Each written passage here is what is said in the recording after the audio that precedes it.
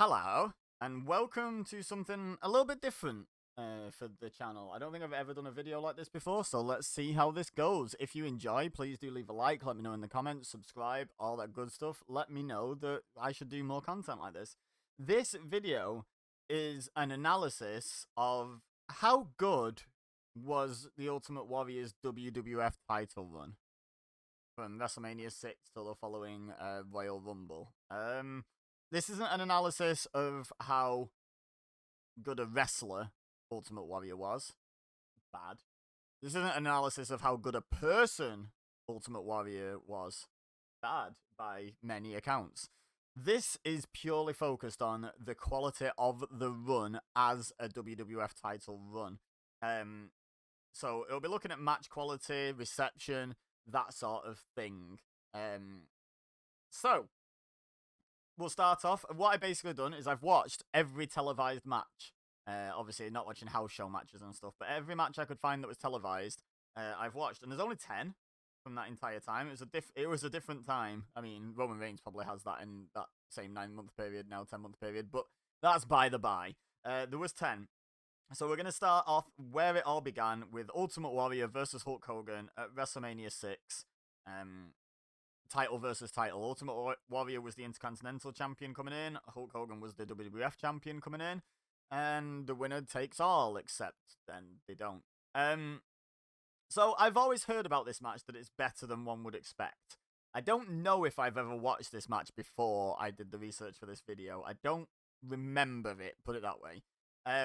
I will comment, the crowd was absolutely rabid for this. The pops for both entrances, huge. The reception moves like a Greco-Roman knuckle lock, a strength test received. It just insane, like amazing crowd, and they were so into this. I would say this match was definitely better than I expected. If I take out the fact that everyone always tells me it's better than you would expect, just on paper, Hulk Hogan versus Ultimate Warrior doesn't sound like a technical masterpiece to me, and it wasn't. But it was better than I expected. I would expect it to be quite a janky mess. A face versus face match in 1990. Not a commonly done thing in WWF. But yeah, there was numerous several minute long rest holds in this match. It was slow paced. It was plodding. But it was Hulk Hogan and Ultimate Warrior. Like, of course it was. This wasn't going to be Ospreay Omega, Ricochet Ospreay. Anything not involving Ospreay. But it wasn't going to be some high-tempo classic, was it? But it was a very solid, plodding heavyweight match. Hogan basically played the heel for a lot of this, dominated Warrior for a bit of it. Hogan, you could see the politics shining through this match. Hogan really kept himself strong. He got a visual pin after a ref bump. He kicked out of a Gorilla Press Slam and Splash combo. And then he even kicked out of the finish just like a microsecond after the count of 3. Even the humility post-match was... Hulk Hogan, the character, was being humble and putting over the guy who just got the better of him. Terrible Terry, he was just making it all about him, wasn't he? The post-match stuff that happened. So yeah, Hogan, not great in this in terms of attitude and politics. But the match, I put overall good. Some of it was really slow and plodding, but generally they got the pacing about right for what those two are capable of and keeping the crowd invested. And it told a story. It really did. And felt like a bit of a torch pass, but they weren't 100% willing to commit to it, which I think is genuinely what the case was. So overall, this was a good start to Warrior's reign. Like, this was a good way to do it. I think had they taken the title off Hogan onto a heel and used them as a transitional champion onto Warrior, it would have felt less special, less important, the start of this reign. So I do think this was the right call, whether it went perfectly or not.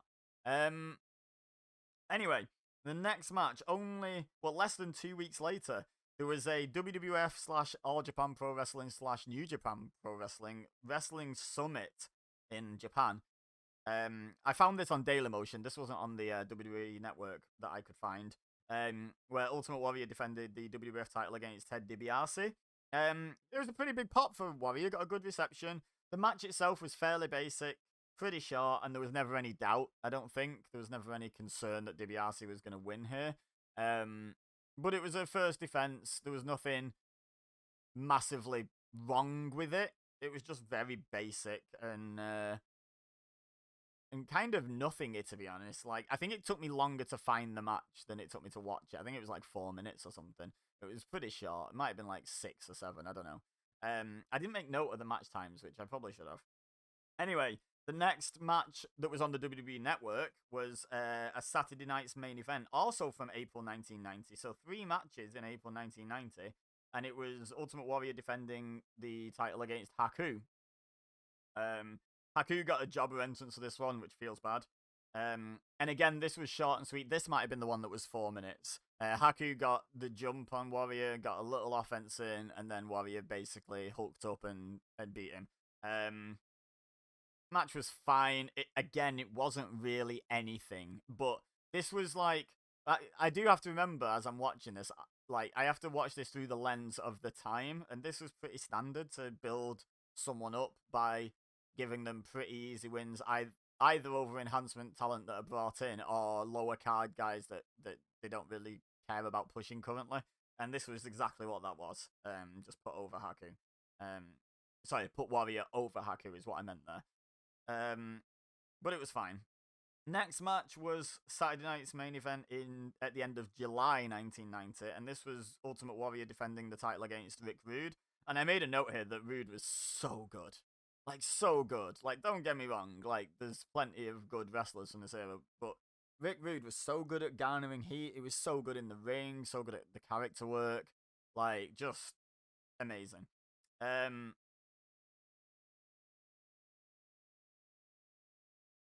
put a note here, and it's been a few days since I watched these. Arm drop, but with leg, lol. I don't know what that means, but if anyone's watched this match recently, please do remind me in the comments what that is talking about. Because I assume that was like a spot in the match that stood out. But I put that this was a fun match, the best one since the Mania match. And obviously they did the disqualification finish to build to the next match that I'm going to cover.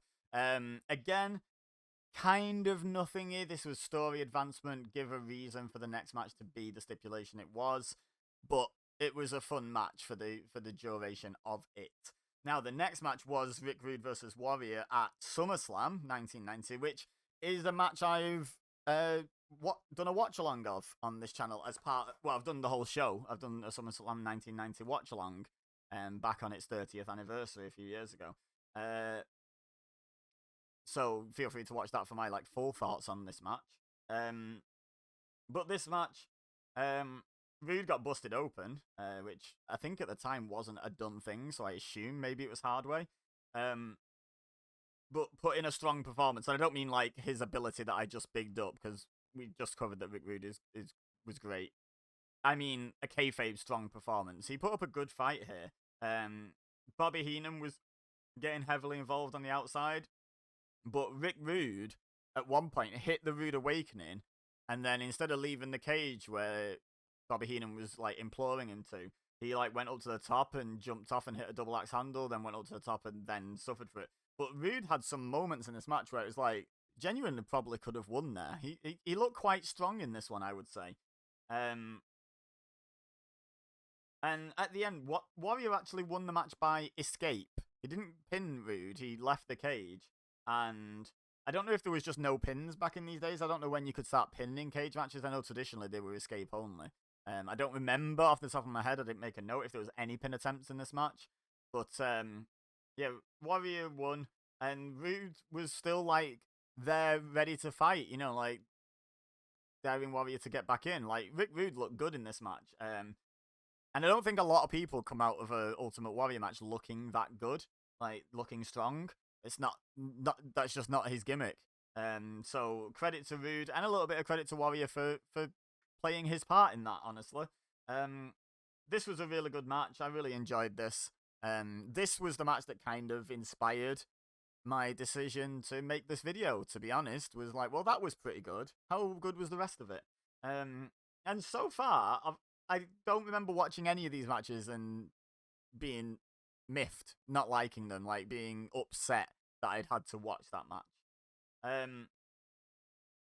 So the next match was televised, obviously. It was all the way forward in October on Saturday night's main event, and it was Demolition, all three of them, versus the Legion of Doom and the Ultimate Warrior. Did I say it was on Saturday night's main event? Well, it was. And I just put short, frantic. Yeah, this match was madness. There was just so much going on. This was purely to build up interest in the Survivor Series match that was coming. And it was fine. It just a load of big meaty men slapping meat, but not in a good way, Big E. Sorry. It wasn't in necessarily a bad way either, but it was just very low on selling and just a lot of like collisions, but not the interesting kind of multi-man match with a lot of collisions. It was fine. It was short. It was a bit chaotic and frantic, and it did the job of previewing the next match. So, yeah, let's just say that was fine.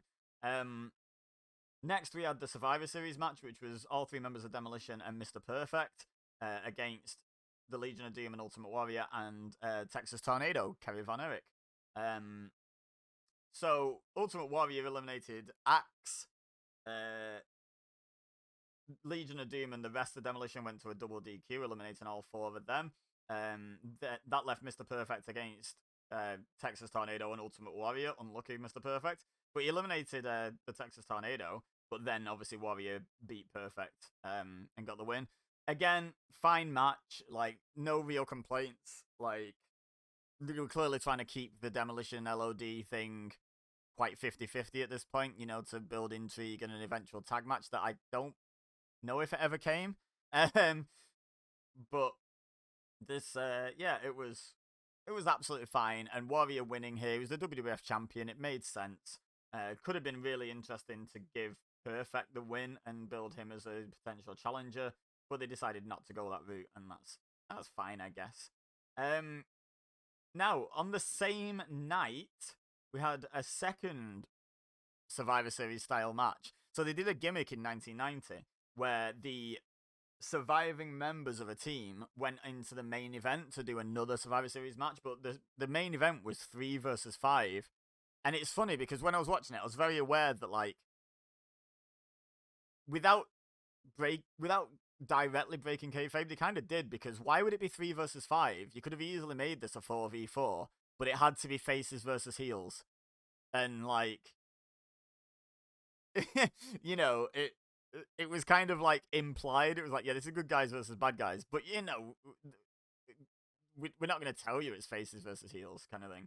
Anyway, so this was Rick Martel, Power and Glory, Warlord, and Ted DiBiase against Hulk Hogan, Tito Santana, and Ultimate Warrior. So it was 5 versus 3 in favor of the heels.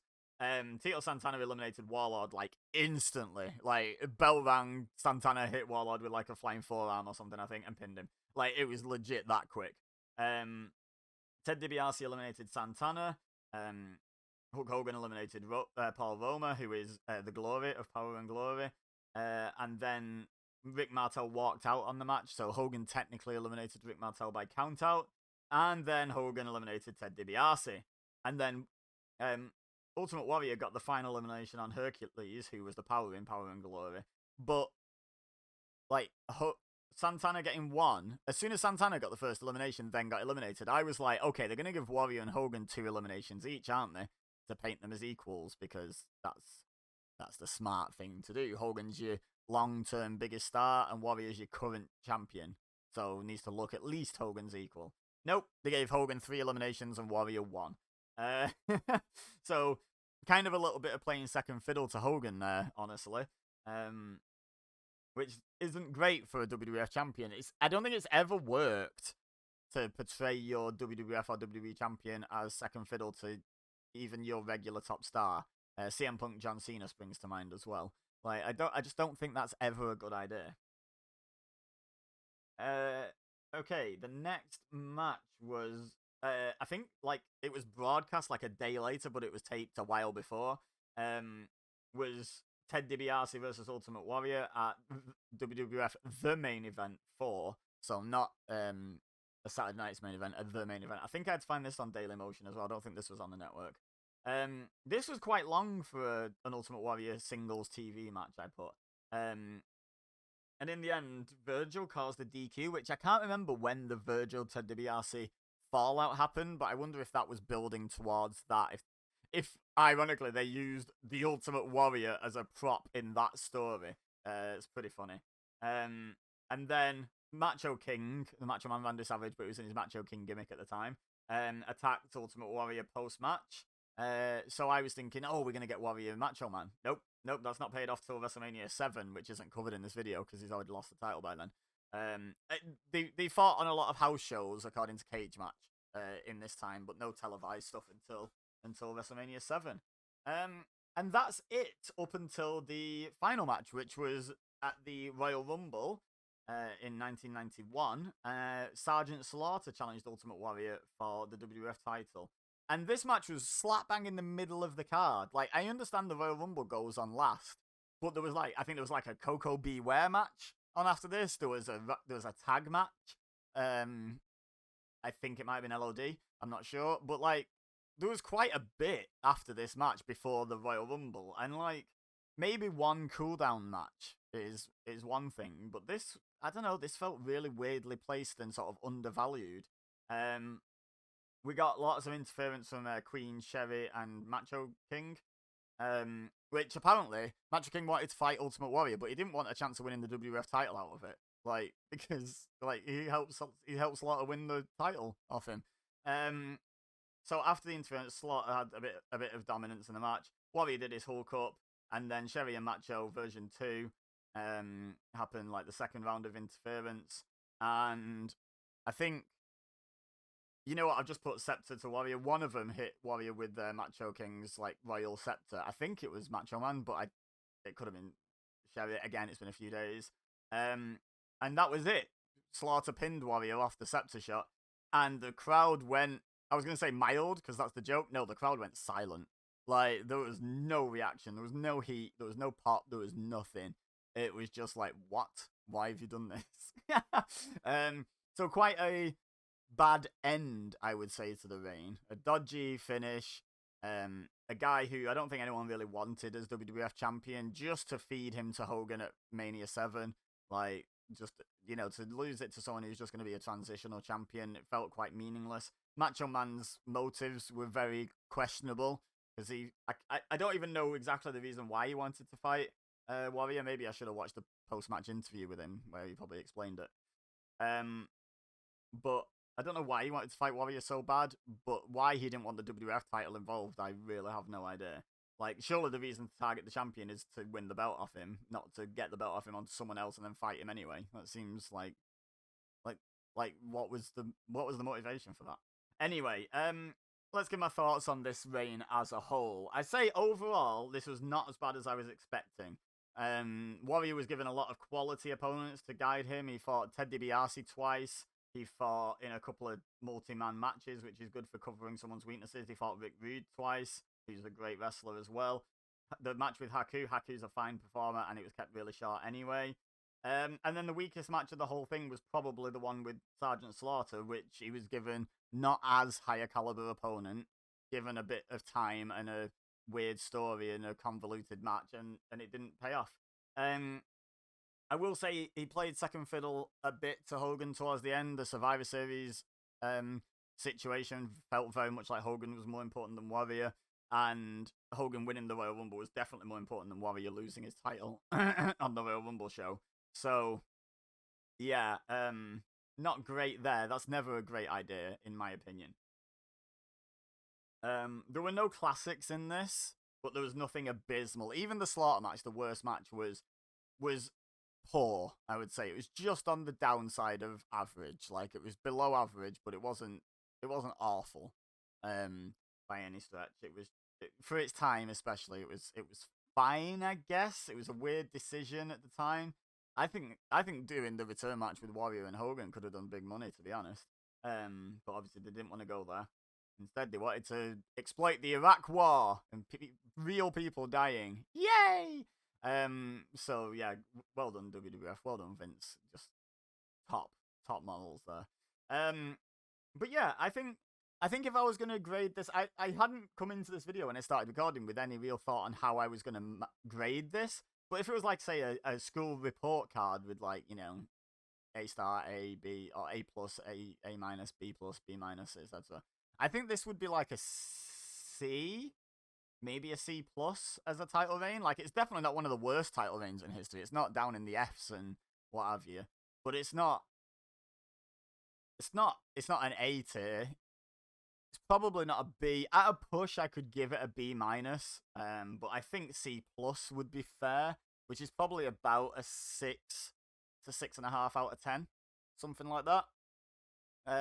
Let me know in the comments if you recall this firsthand, or just if I'm jogging your memory, or if you've watched it recently or whatever. Let me know in the comments what you would grade this. Use the same system as me, or mark it as a percentage, or star rating. You know, probably 3 stars for me. You know, fine. Like, yeah, let me know in the comments what you would rate it. I'd love to hear other people's thoughts on it. And again, just the title reign, not Warrior in general as a wrestler, Warrior in general as a person, anything before or after the title reign. Just those 10 matches, and anything else you happen to know that I've not worked with is fair game to add, as long as it's while he was challenging for or holding the WWF title. Like the WrestleMania match counts, the WrestleMania 6 match, but beyond that, he has to be holding the title for it to count. Anyway, waffle. Let me know in the comments what you thought. Leave a like if you enjoyed this video. Like I say, I'd love to know if people would like to see more of this kind of stuff from me. Subscribe if you're new here. Share with your friends who think they would enjoy. But for now, all I have left to say is thank you very much for watching. As always, I've been EBEZA. You've been amazing. And I'll see you next time.